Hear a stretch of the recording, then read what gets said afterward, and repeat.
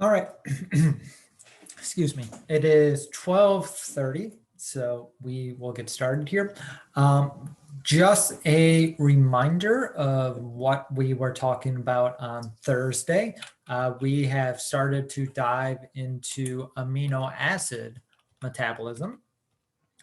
And we looked at how we can break down proteins using some different systems. We looked at how we can get rid of the nitrogen in the amino acids. And that's where we're going to pick up here today, is how to get rid of that nitrogen when we chop it off of amino acids.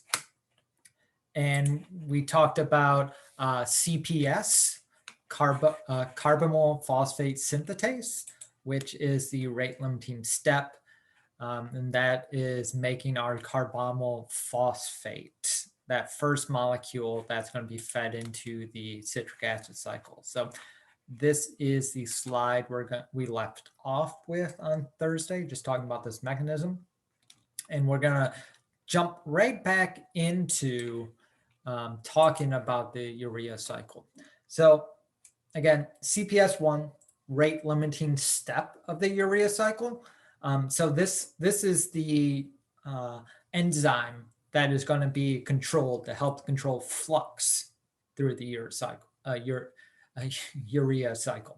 And the molecule that activates CPS is right here, N-acetylglutamate.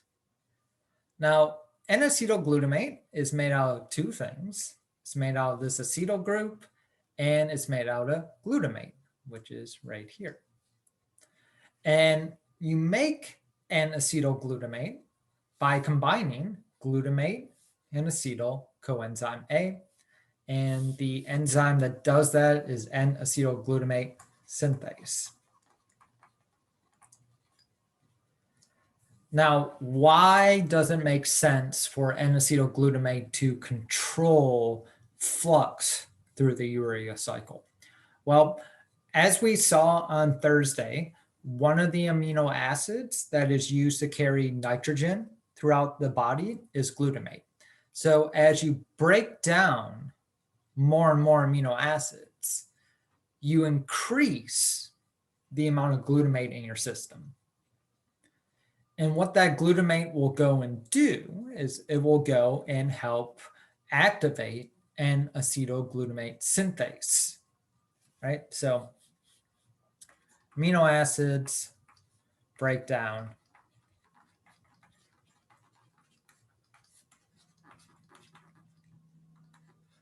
leading to an increase of glutamate, which will activate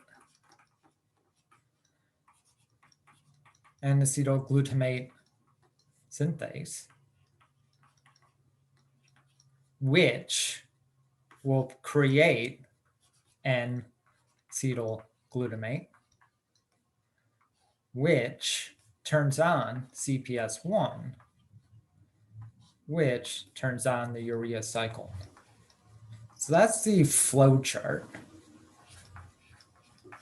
Right? Since we're breaking down more amino acids, we need to get rid of the nitrogens. And so that is the flow chart that will make sure that we just don't have a toxic buildup of ammonia in our system. All of the other enzymes we're going to look at in the urea cycle, they are just controlled by if there's substrates around, because again, CPS is the rate limiting step. If CPS is on, the rest of the cycle is on. If CPS is off, the rest of the cycle is off. So CPS is our main control point here.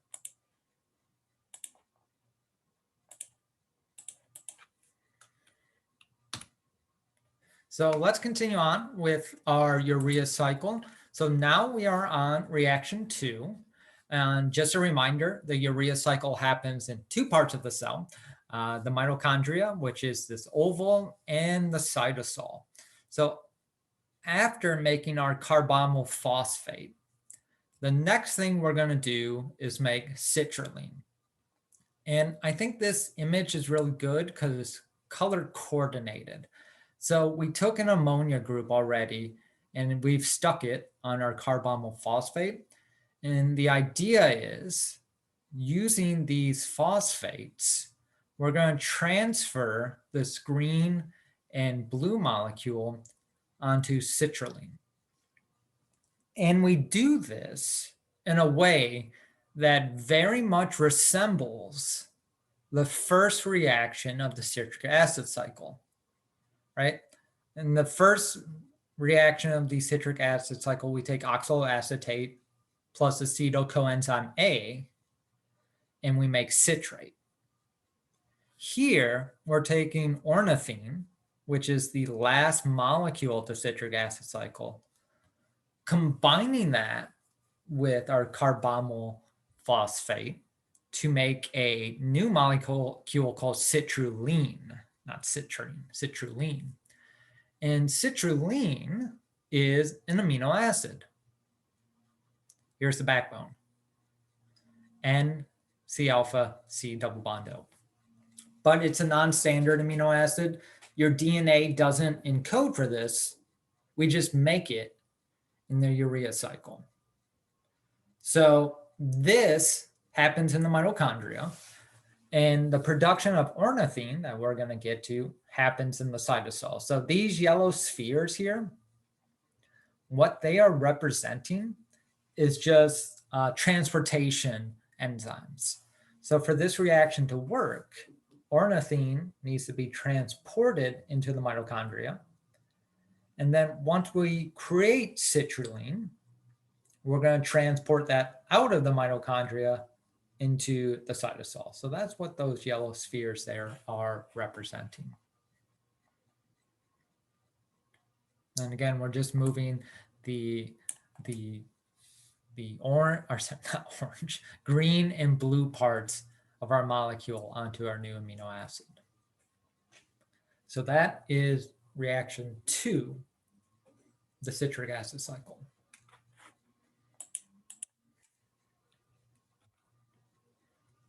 Reaction 3, now we're in the cytoplasm, and we're going to take our citrulline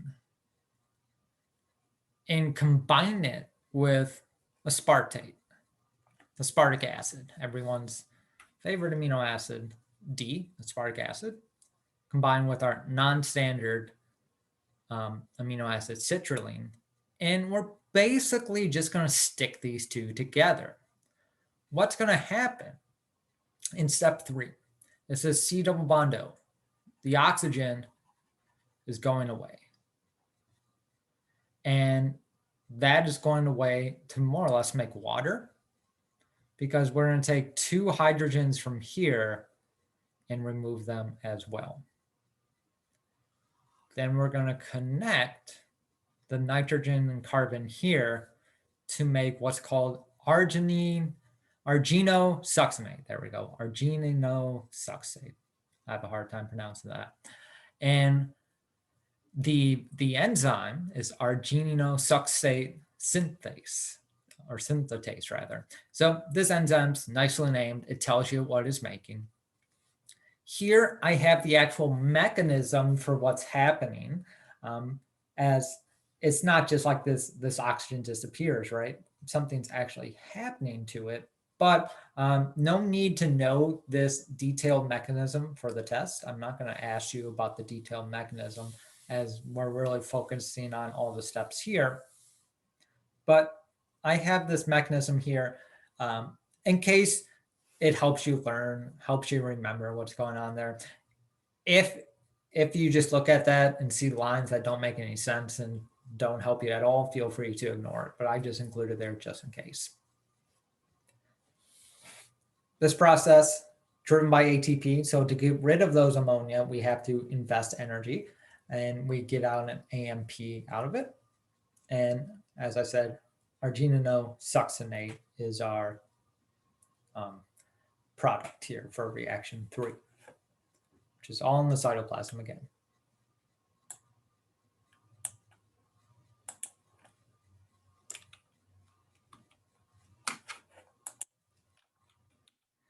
So reaction 4, now that we have arginosuccinate, we're going to cut it in 2, right? The whole idea of step 3 is that if you look at urea, it has 2 nitrogens. 1 nitrogen comes from our carbonyl phosphatate. That's where 1 nitrogen comes from. The other nitrogen comes from aspartate, right? So that's why I said the color coding here is really good. So once we create this big molecule, we're going to want to break it in half again. So our arginosuccinase will cut our bond here. And we're going to make arginine, the amino acid arginine, and the citric acid cycle intermediate fumarate. So that's the citric acid cycle here. As we are in the cytosol, fumarate can only be used to make glucose. If we had fumarate in the mitochondria, then we could do the citric acid cycle. But we don't have those enzymes floating around in the cytosol. But we do have the enzymes for gluconeogenesis floating around. So fumarate can go to malate. Malate can go to oxaloacetate. Then oxaloacetate will make glucose via gluconeogenesis, which is a good thing, right? Because remember what I just said at the beginning of today's lecture. I said CPS is activated by breaking down amino acids. It's activated by N-acetylglutamate, which in turn is activated by breaking down amino acids. If you are breaking down amino acids, that usually means you're gonna have a lot of energy, because the skeletal structures of those amino acids can be used in the citric acid cycle, for example. So if you have a lot of energy, well, go and make some glucose with that. So that's kind of the logic there that I see. So that's where 1/2 of your arginosuccinate molecule goes. And the other one goes to arginine. And it's this arginine molecule that is going to continue through this cycle.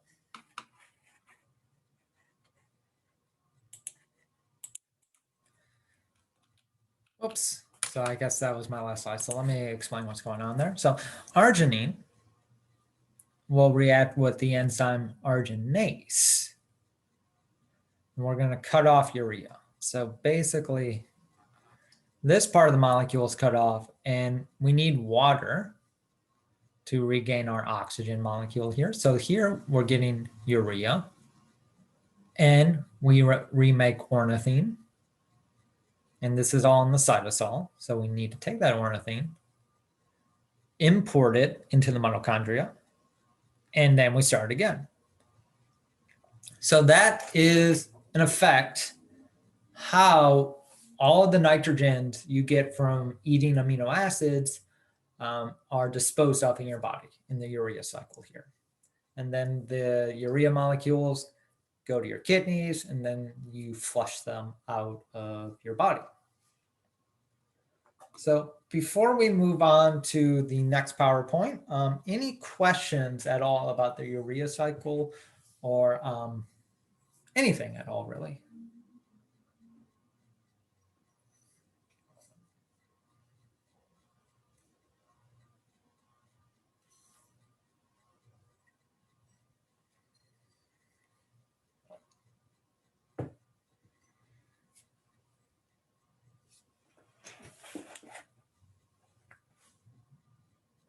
All right, now let me switch PowerPoints here really quick.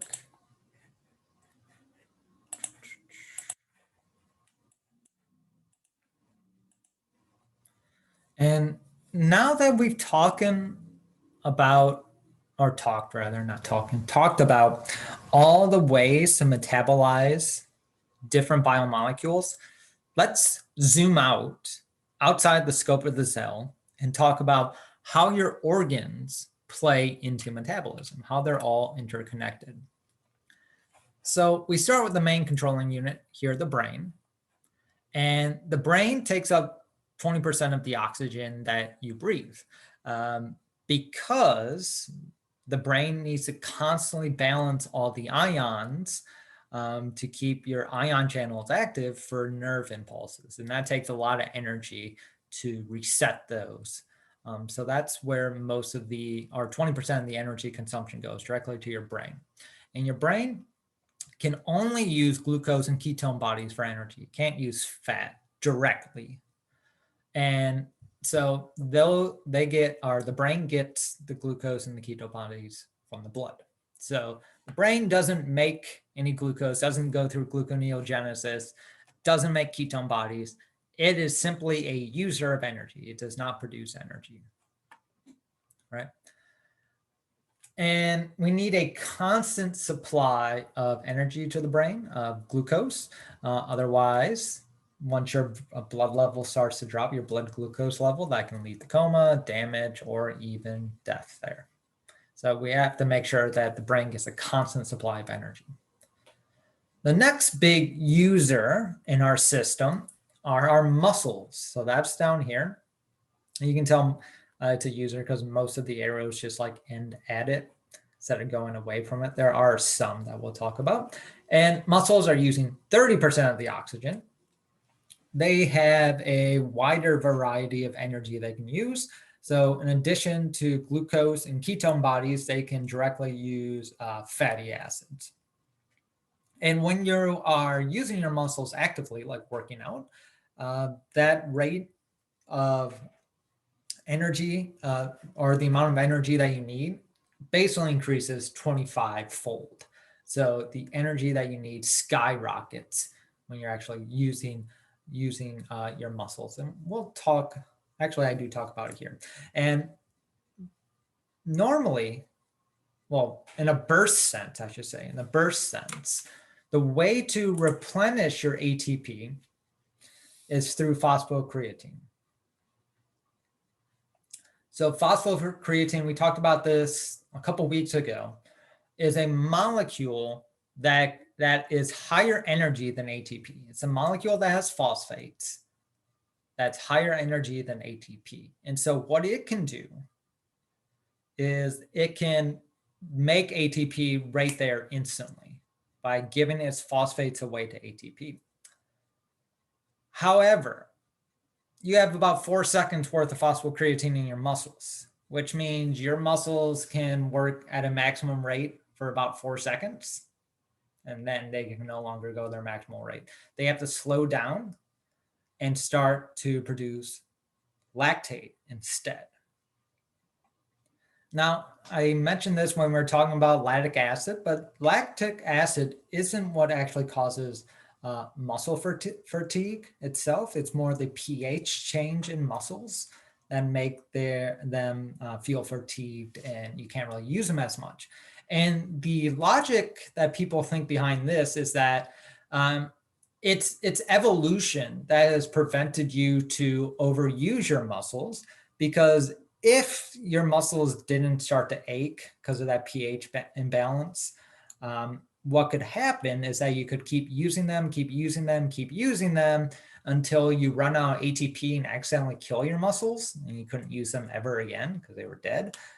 So the idea is that your muscles just get sore and then you stop using them. But like I said, 3 different types of fuel for your muscles. Your muscles do have a good amount of glycogen. 1 to 2% of the mass of your muscles is glycogen.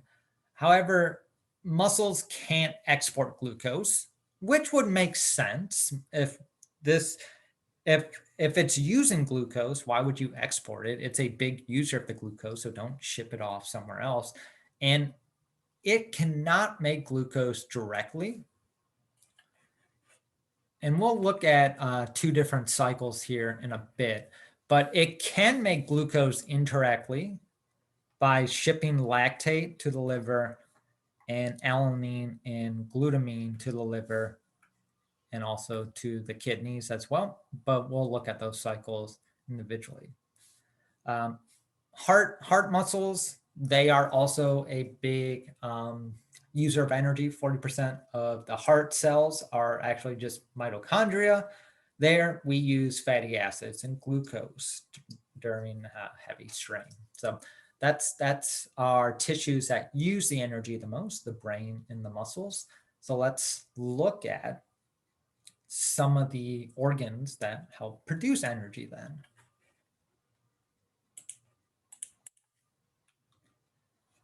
First, your fat tissues or your adipose tissues. So they are storing fatty acids and releasing them when they need to. About 15 kilograms of fat lasts about 3 months. So I need to convert that to pounds because I do not, even though I use kilograms all the time, I still don't know what a kilogram is as I know what a pound is. So let me do that really quick.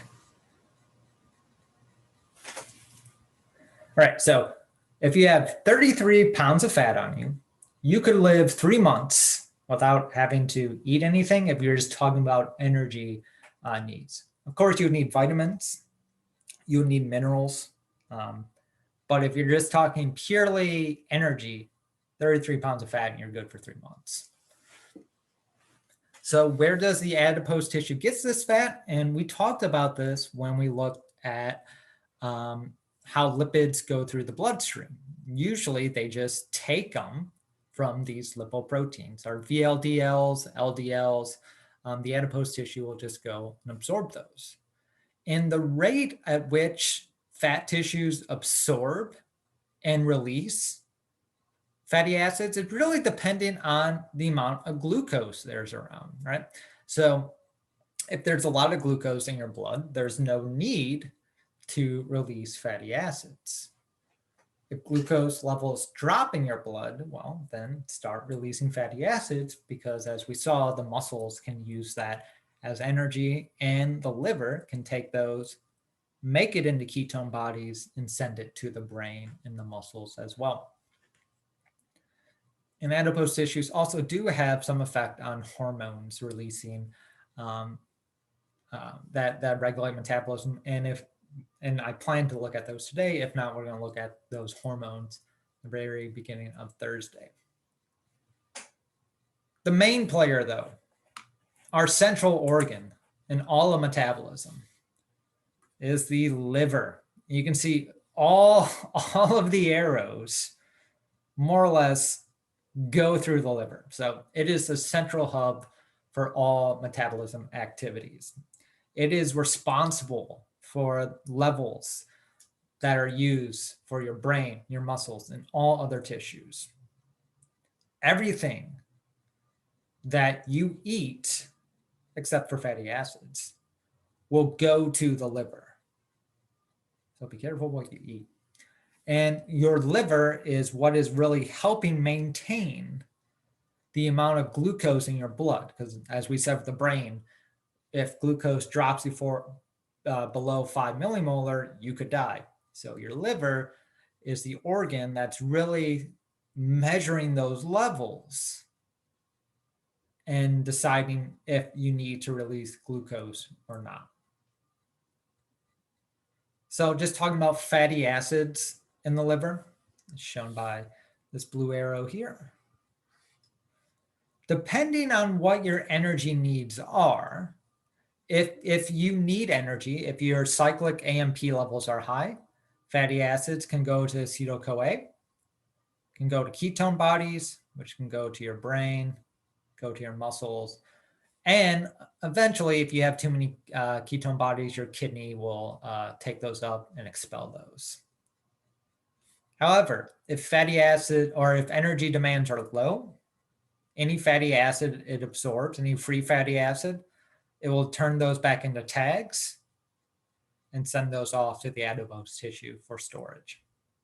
Again, that's one of the ways, or one of the reasons why once you have fat, it's sometimes very hard to get rid of it, because your adipose tissue could release that fatty acid to be used in your bloodstream. Then a high percentage of it, something like 70% or something, will get retaken up by the liver remade in triacylglycerols and it's just sent right back where it came from for storage. So that's just some of what the liver is doing. And we're going to look at how the liver does this more in depth. But let me just take a minute to pause right here. Just ask any questions, anything people got a little lost on, any confusion, anyone want more information on anything, anything at all.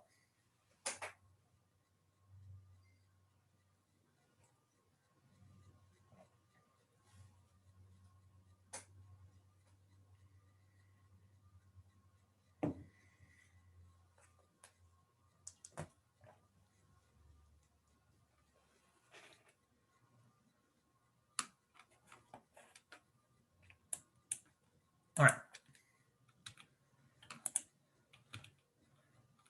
And that slide is an accidental copy, so that's not supposed to be yet. So let's go to this slide. Hexokinase versus glucokinase. So how does your liver act as a blood buffer? And that's because it has a variant of hexokinase called glucokinase. As a reminder, hexokinase is the first enzyme in glycolysis. And what it does is that it takes glucose and makes it to glucose 6-phosphate. And once glucose is transported into glucose 6-phosphate, it can't leave the cell. It's a way of locking down glucose so it doesn't escape. On the bottom right here is hopefully an image that seems somewhat familiar to you. It should look like Michaelis-Menten kinetics way back from Biochemistry 1. What we have here on the y-axis is basically Vmax. It's velocity initial divided by Vmax. If you're going at a rate of 1, that means you're going as fast as possible, your Vmax. At 0, you're not going anything. So the way to think about these are like percentages of Vmax, right? If you're 0.8, you're going 80% Vmax. That's what these numbers mean on the y-axis. On the x-axis, we just have glucose blood concentration in millimolars. So if you're not the liver, you have hexokinase. Hexokinase goes to Vmax incredibly quickly. It does not need much glucose at all to go maximum speed. Glucokinase has a much lower affinity for glucose. If we look at the P50s, hexokinase is what, like 0.1 millimolar? Glucokinase is 5 millimolar to go 50% your maximum speed. So much, much, much lower affinity than hexokinase. However, if we look at the mechanism of hexokinase and glucokinase, we find that hexokinase gets inhibited by the thing it makes, glucose 6-phosphate, while glucokinase does not get inhibited by G6P at all. It can keep on going. So based on what we've said today and what we've talked about the liver this semester, why is it important that hexokinase does get inhibited, but the liver variant glucokinase does not get inhibited by the thing it makes?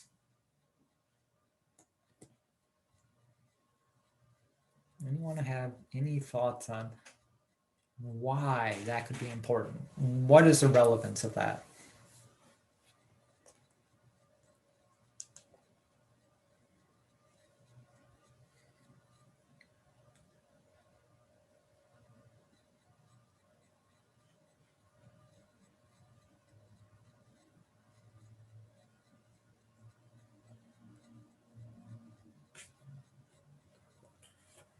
Oh yeah, I'm just seeing your email now.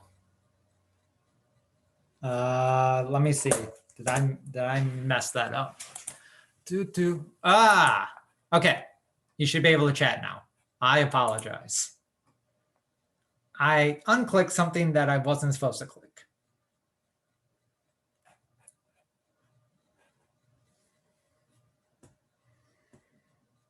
All right.